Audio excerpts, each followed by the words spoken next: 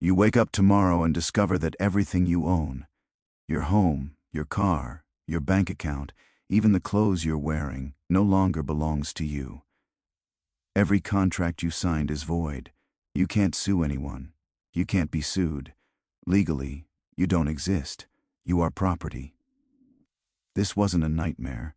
This was the reality for every married woman in Tudor England and the king who beheaded 2 of his wives. He was just the most visible enforcer of a system that had already erased the legal existence of half the population. This is the story of Coverture, the law that turned marriage into ownership and women into possessions.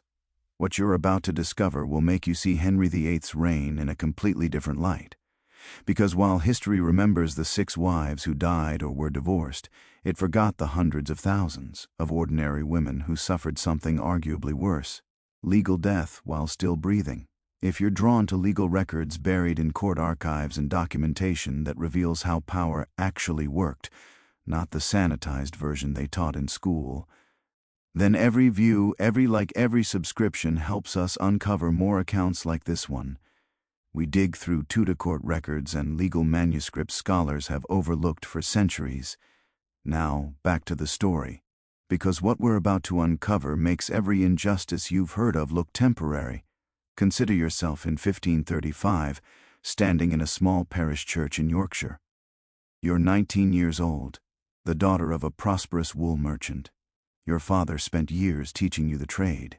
You know how to negotiate with shepherds, judge the quality of fleece, keep account books. You've been running parts of his business since you were 15.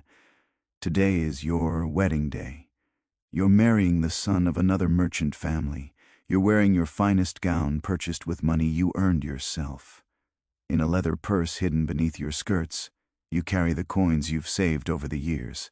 After the ceremony, there will be a feast paid for partly by your dowry of £200, a fortune in an era when a skilled craftsman might earn £5 a year.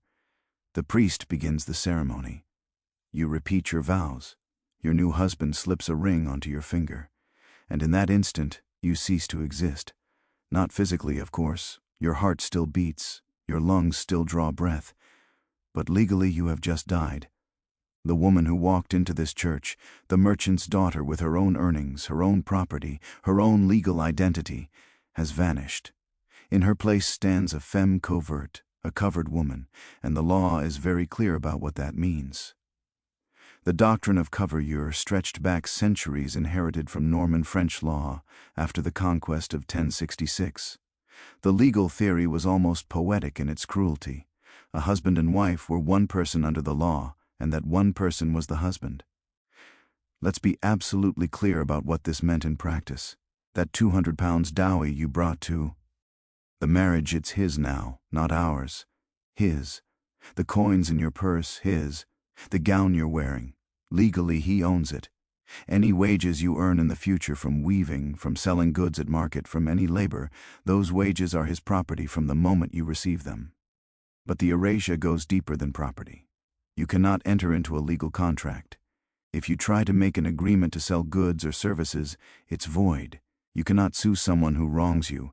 Your husband must do it on your behalf. You cannot be sued for debts you incur because legally you're not capable of incurring debt.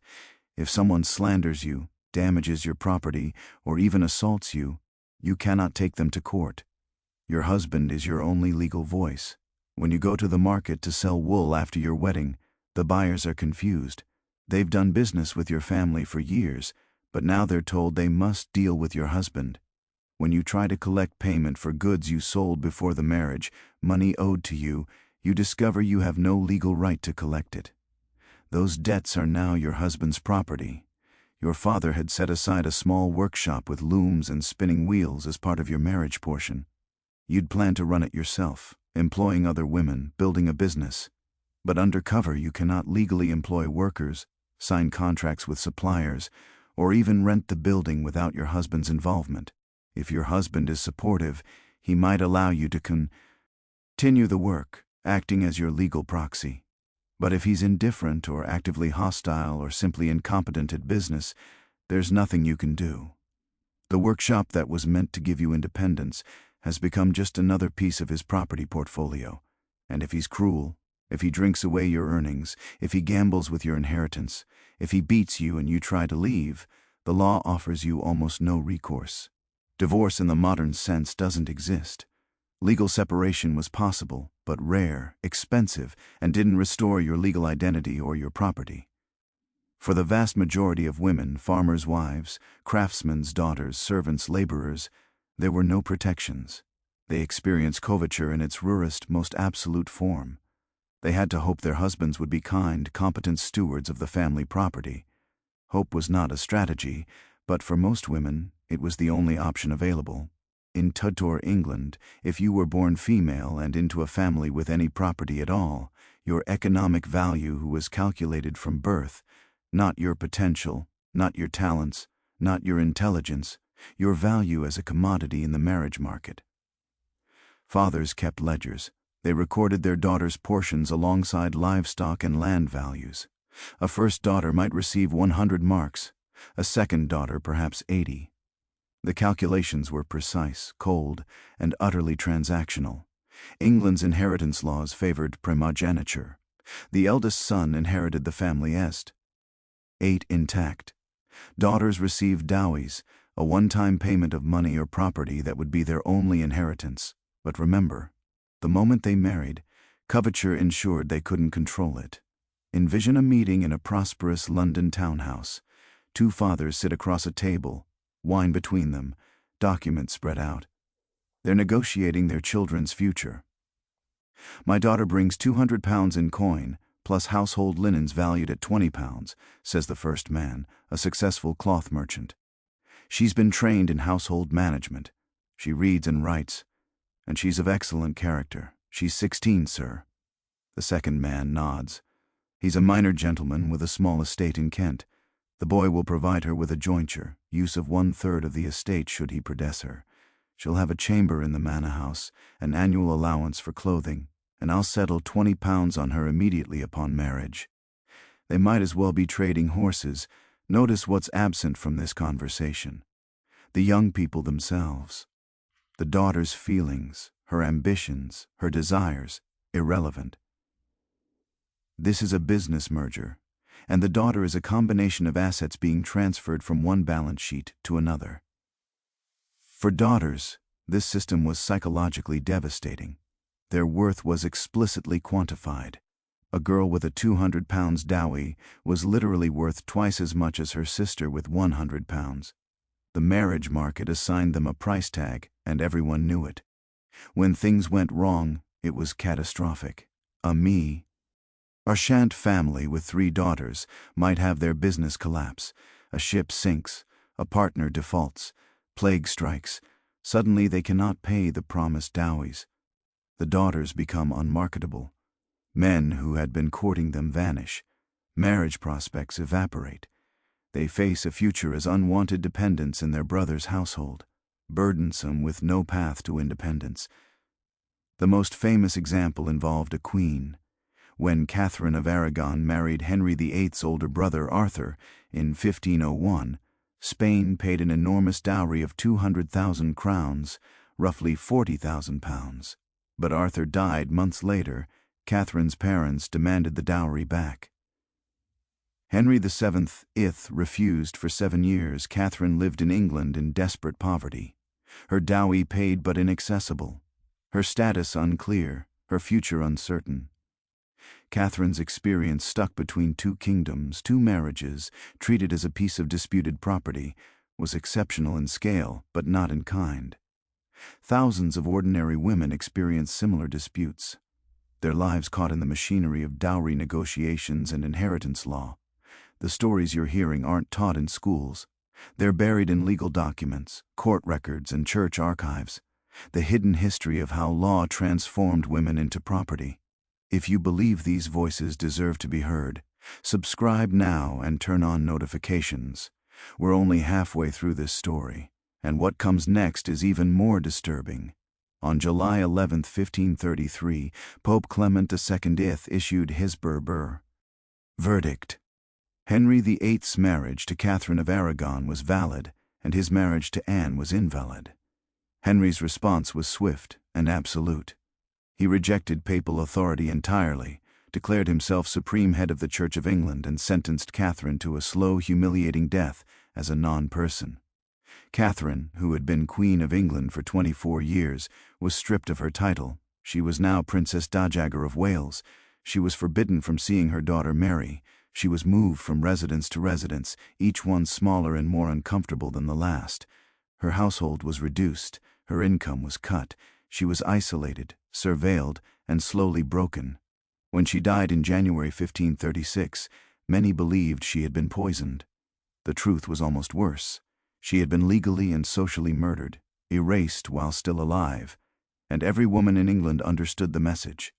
Catherine of Aragon was the daughter of Ferdinand and Isabella of Spain, the most powerful monarchs in Europe. She was educated, intelligent, politically skilled, and beloved by the English people. For 2 decades she had been a model queen. She had given Henry a surviving child, a daughter, Mary. She had even served as regent, commanding the defense against a Scottish invasion. None of it mattered. When Henry wanted a son and a new wife, Catherine became disposable. If a queen with royal blood, powerful family connections, and decades of faithful service could be cast aside, what security did any other woman have? The message rippled through every level of society. Merchants' wives whispered to each other at market. Noble women at court grew silent and afraid. Every married woman in England now knew with absolute certainty her position depended entirely on her husband's continued approval. And that approval depended on things often outside her control, particularly her ability to produce male heirs. Let's be clear about the biological reality. A woman has roughly a 50% chance of conceiving a male child each pregnancy. In the Tudor period, approximately 15 to 20% of male children would die in infancy, and more would die before reaching adulthood. For a woman to produce even one surviving son was not guaranteed, but the pressure was enormous.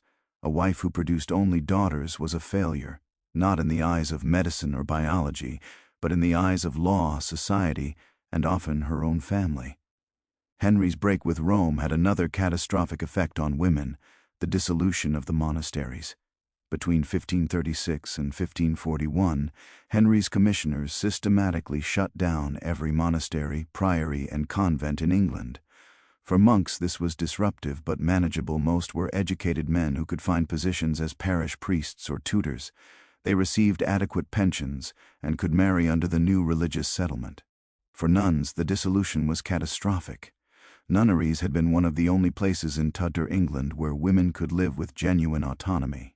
Her nun was not subject to cover because she was not married. She answered to her abbess and her order, not to a father or husband. For educated women, for women who didn't want to marry, for women who sought spiritual or intellectual life, the convent offered refuge. Consider Abbess Alice Montague of Barking Abbey. She presided over one of the wealthiest religious houses in England, managing vast estates, employing hundreds of people, wielding considerable local power. When the commissioners arrived in 1539 to dissolve her house, she was forced to surrender everything. Her pension of £133 per year sounds generous until you realize she had been managing an abbey worth over £1,000 annually. What was Alice supposed to do? She couldn't marry. She had taken solemn vows. She had no family estate to return to. She had spent her adult life in religious service, not learning skills for secular life. Her pension placed her in a strange limbo. Too much money for manual labor, not enough for independent gentility, and no clear social position. Multiply Alice's story by thousands. Young nuns, some who had entered religious life as children, old nuns who had spent 40 or 50 years in the cloister. They all faced the same crisis: displacement into a society that had no place for them. The pensions nuns received were consistently smaller than those given to monks. Some nuns ended up destitute. The historical record contains heartbreaking petitions from former nuns begging for increased pensions, describing poverty, and illness, asking for help that rarely came. The religious upheaval created a pervasive atmosphere of terror. The Treason Act of 1534 made it high treason to deny the king's supremacy over the church. But the law was written broadly. It criminalized not just actions, but words in the domestic spaces where women lived: kitchens, bedchambers, sewing rooms. Private conversations could be dangerous. A woman who expressed sympathy for the old queen who refused to acknowledge Anne Boleyn as legitimate queen, or who questioned the king's religious policies, risked accusations of treason, and women were accused. Margaret Paul, Countess of Salisbury, was executed in 1541 at age 67, partly for her family connections to the old royal line, but also for her suspected sympathy to Catherine of Aragon.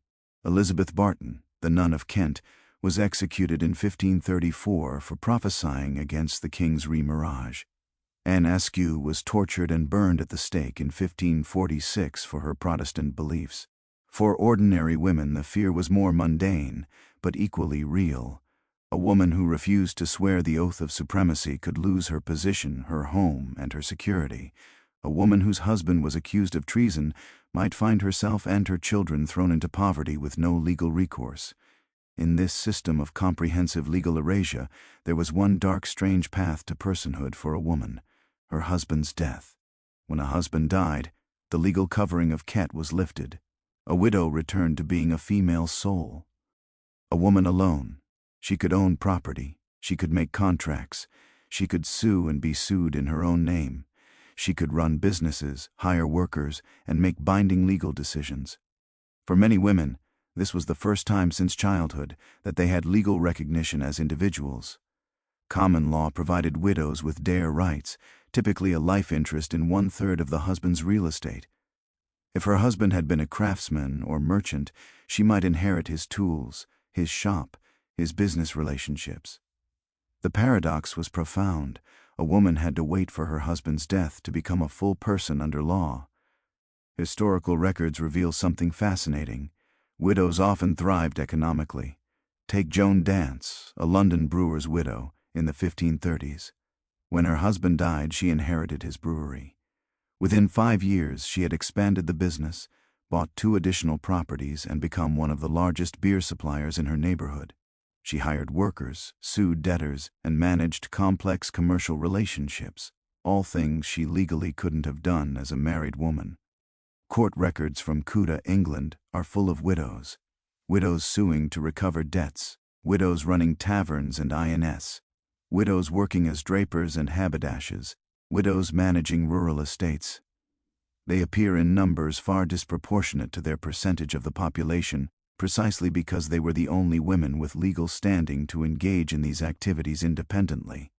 But this freedom was double-edged and dangerous. A widow was now solely responsible for her own survival. If her late husband had left debts, she might inherit those along with the property. If the business failed, she had no husband to fall back on. Younger widows, especially those with property, faced intense pressure to remarry.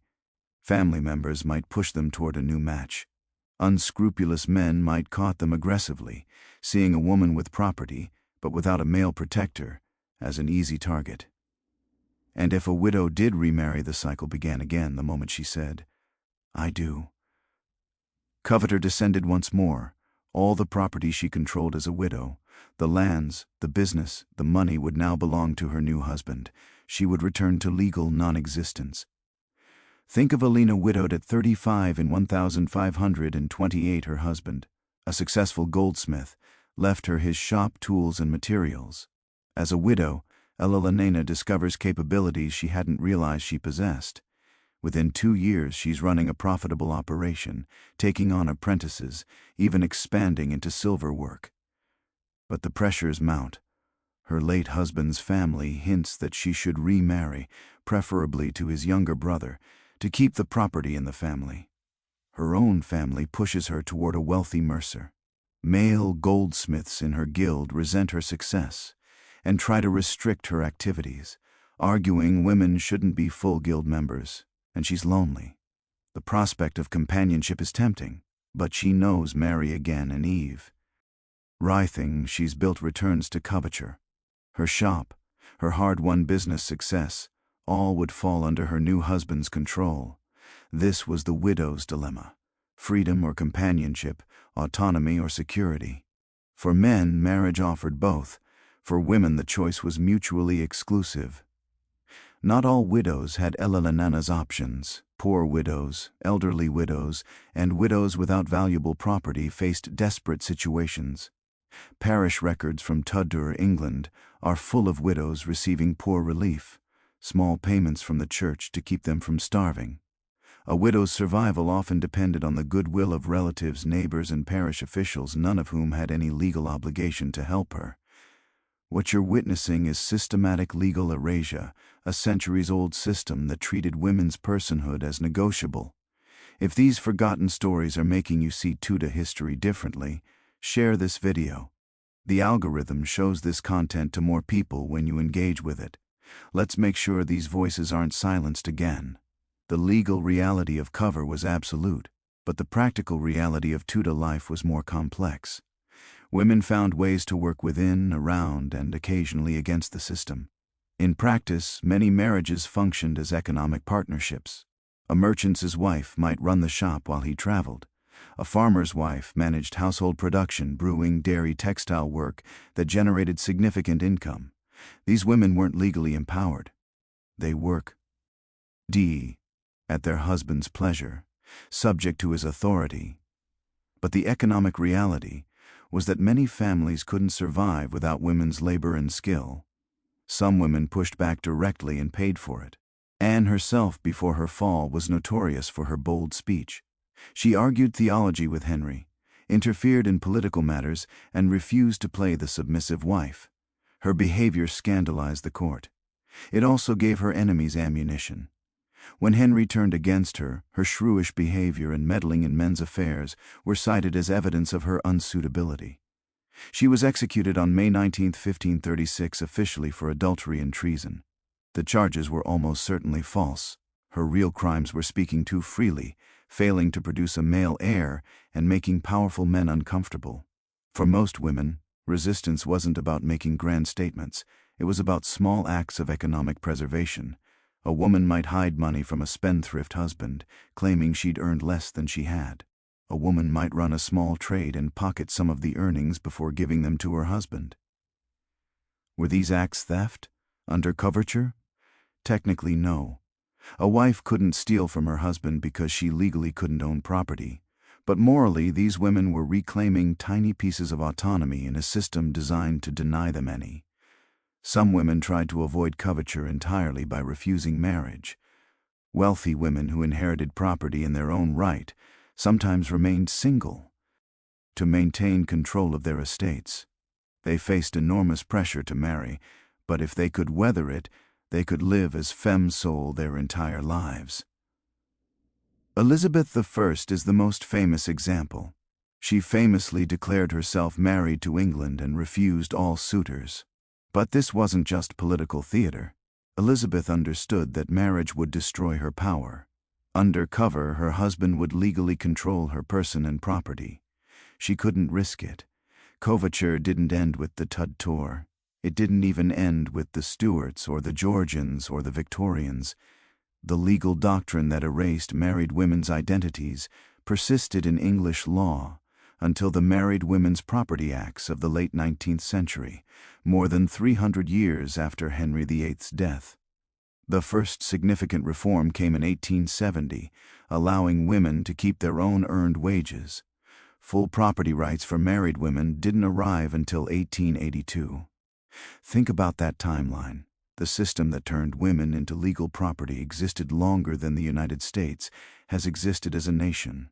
Women born in the Tudor period, raised under cover, married under coverture, died under cover, and their daughters, granddaughters, great-granddaughters, and great-great-granddaughters all lived under the same system. Coverture wasn't just a legal technicality, it was the legal expression of a deeper ideology that women were not fully human in the way men were. They were dependents, perpetual children requiring male guardianship. This ideology shaped everything. It justified women's exclusion from universities, from professions, from political participation. If a woman couldn't legally sign a contract, how could she be a lawyer? If she couldn't own property, how could she be a merchant? If her legal identity was subsumed by her husband's, how could she vote or hold office? The legal erasure enabled and justified social erasure. Women's experiences were deemed unimportant, their voices irrelevant, their suffering invisible. When historians later told the story of the Tudor period, they told the stories of kings and parliaments and wars, all male domains, the quiet, systemic oppression of women barely registered. History remembers Henry VIII for beheading 2 wives, but the real body count was far higher and far quieter. For every queen who lost her head, 10,000 ordinary women lost their legal existence. The merchant's daughter who watched her husband destroy her business, the widow who tasted freedom only to surrender it for companionship, the wife who died trying to birth the son that would make her valuable. Their names are gone, their voices silenced, but they survived a system that declared them less than human, not through violence, but through law. We've abolished cover, but we buried its victims with it. These women deserve more than our pity. They've earned our remembrance. What other legal horrors are hiding in history? Drop your thoughts below.